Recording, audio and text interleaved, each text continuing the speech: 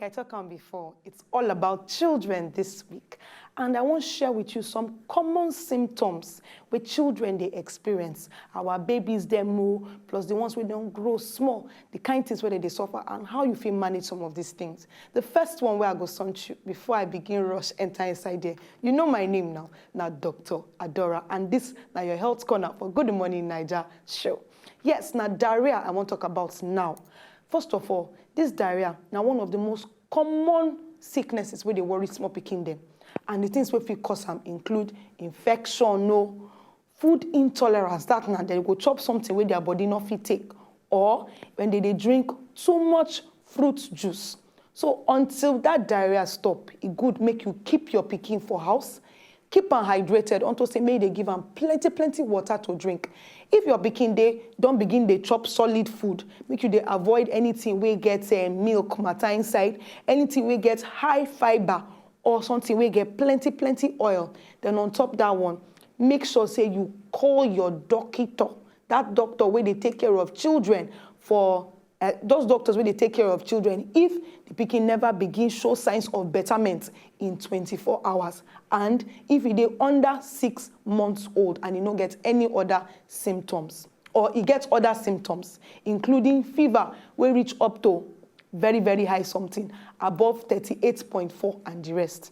Then if they vomit, if he gets blood inside in stool or in the experience abdominal pain.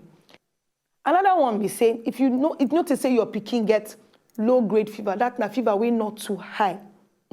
This one fits signal say serious infection there.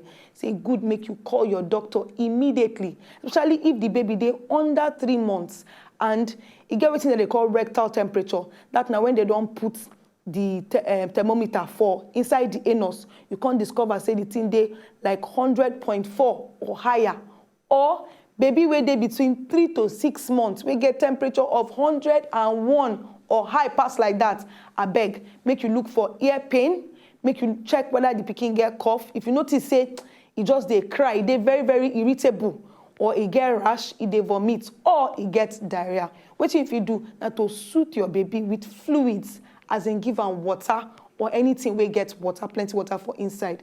Then make you bath them with water where not they too cold or too hot. Then they call them lukewarm water, mix and make they warm, and dress them for lightweight cloths where not too thick. Then ask your doctor about any other safe fever reliever thing where you feel use. Then on top of this, the next one where I want you now, children will get constipation. You know some babies, they go toilet like plenty times a day. Others, they do them like maybe they go just do them small time between their normal bowel movements. But no worry, if your baby or your pikin where they grow, no they go as often as you want may they go. True constipation, when you know say that pikin don't get constipation, now when the stool don't they very hard, and you go notice say it dey painful for your pikin to pass that stool. Your doctor fit suggest make you they add maybe some more water, or maybe you fit give your child juice. They give them plenty, water make they drink, make it help to they pass this stool well. Then if this constipation continue or your pikin gets other symptoms like abdominal pain or vomiting, I beg, no waste time. Rush, call your doctor or carry him, go hospital. The next symptom I want you now waiting that they call rashes. You know, say our babies them, they get this plenty rashes, especially those who get sensitive skin. And these rashes fit range from pimple to little white bumps to red, dry, itchy patches like eczema them. To avoid this diaper rash, because they experience this one well, make you they change diaper and a napkin. Make you they change this napkin often. No put one napkin on top your pikin or one pampers from morning reach night. No. Apply ointment for protection.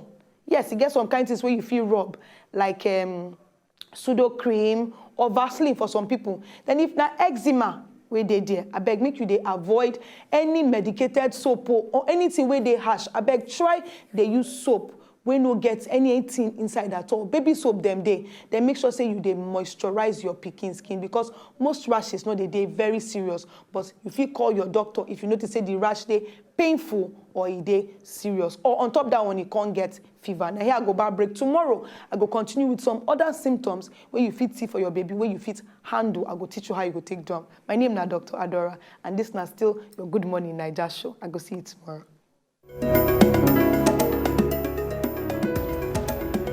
If you don't just enjoy the video, they want to just watch, make sure sharply subscribe to our channel. Not darling.